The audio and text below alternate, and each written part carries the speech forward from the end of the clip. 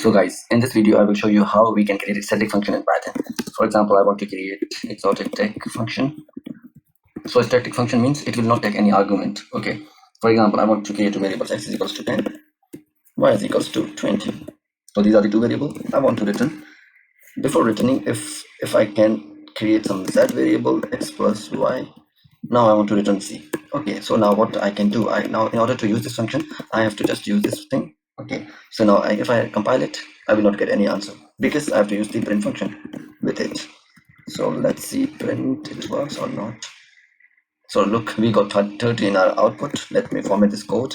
So now we are not getting any error. Ignore error like this, def practice int. What does this mean? Okay, so now all errors are gone. Okay, so this is how we create the static function in Python. So for the parameterized function, I already had posted video in my YouTube channel. If you want to learn, you can just take a look there to learn more. Thank you guys.